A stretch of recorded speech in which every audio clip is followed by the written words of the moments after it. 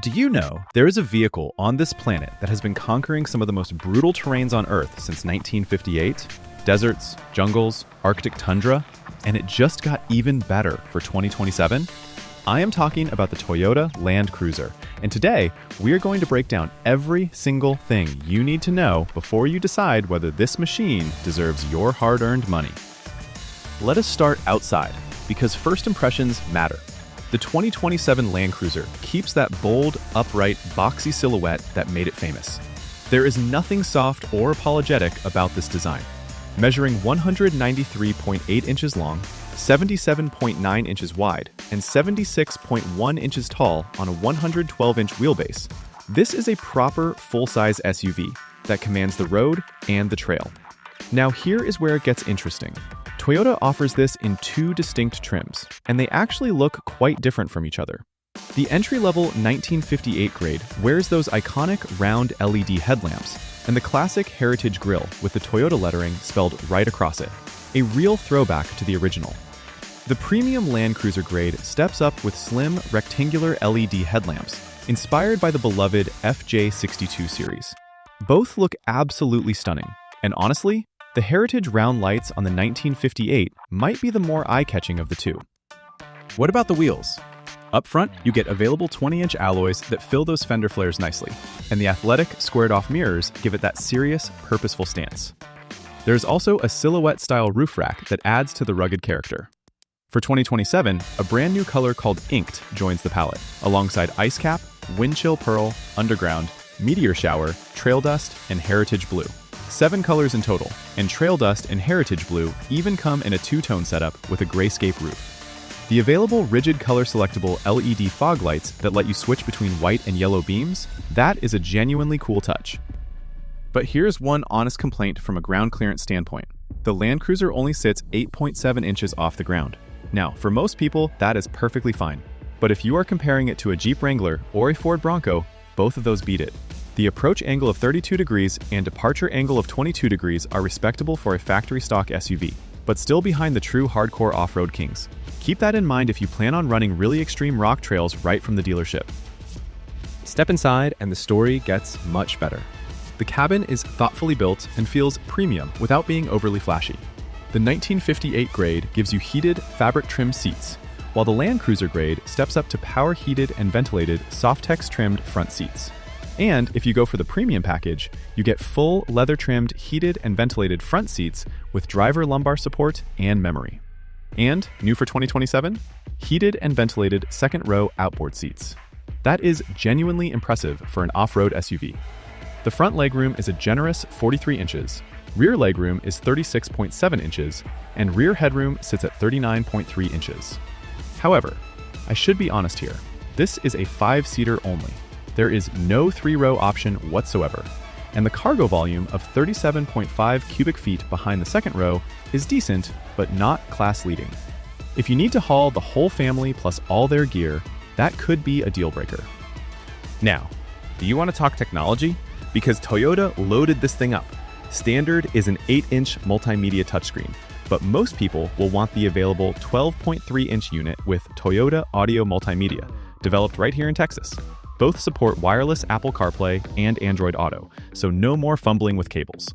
You also get an available 14-speaker JBL premium audio system that sounds absolutely brilliant. Qi wireless charging, 5 USB-C ports, and, get this, a 2,400-watt AC inverter right in the cargo area. You can literally run power tools or charge laptops completely off-grid. An available 12.3-inch digital gauge cluster, a head-up display, and a digital rear-view mirror come in the premium package. Toyota also throws in a 5-year connected services trial, including Safety Connect and Remote Connect, plus a 30-day Wi-Fi hotspot trial. And the new available high-mounted air intake? Essentially a snorkel, a brilliant addition for anyone who needs to wade through deep water or thick dust without sucking in debris.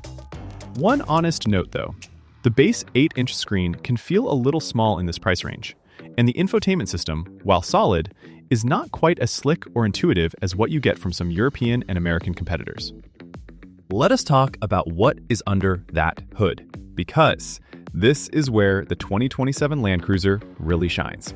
Toyota fits a turbocharged 2.4-liter 4-cylinder iForce MAX Hybrid powertrain exclusively across both trims.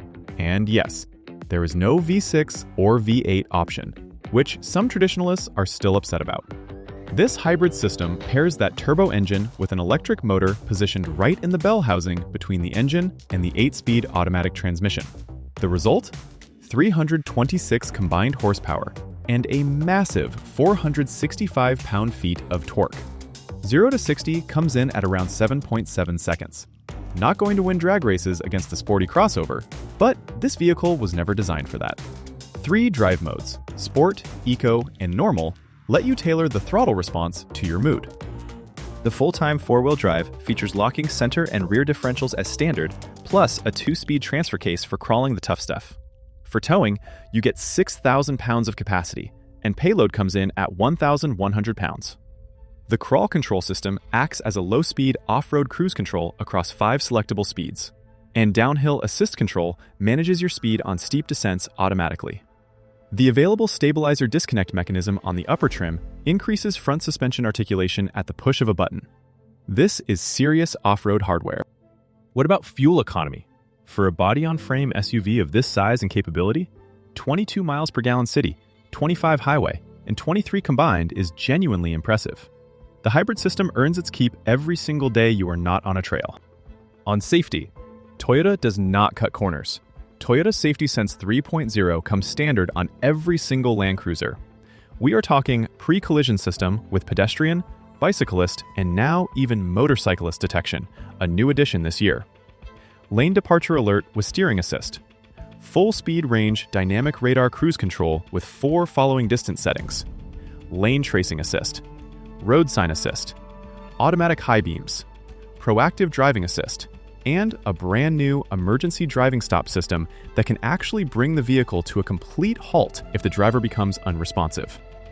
For a vehicle you might be driving in remote locations far from help, that safety suite gives you genuine peace of mind. Now, let us talk money. And this is where things get a little uncomfortable. The 2027 Land Cruiser starts at $57,880 for the 1958 grade, and that is before the $1,450 dealer processing fee. The Land Cruiser grade pushes things closer to $60,000 and beyond, and the fully loaded premium package takes it even higher. That is real money. And you should know, Land Cruiser sales in the US actually dropped nearly 48% in 2026 compared to the year before, suggesting that the market has found the pricing a bit steep when competitors offer 3 rows, more space, or more refinement for similar or even less money. Toyota needs to justify that cost, and for the right buyer, someone who genuinely needs off-road capability, wants legendary Toyota reliability, and appreciates that hybrid powertrain, it absolutely does. The 2027 Toyota Land Cruiser is not perfect, but very few vehicles carry this much heritage and this much genuine capability in one package. It is a polarizing, purpose-built machine, and that is exactly what makes it special. So, what do you think? Is the Land Cruiser worth the price, or does the competition have it beat? Drop your thoughts in the comments below. I genuinely want to hear from you.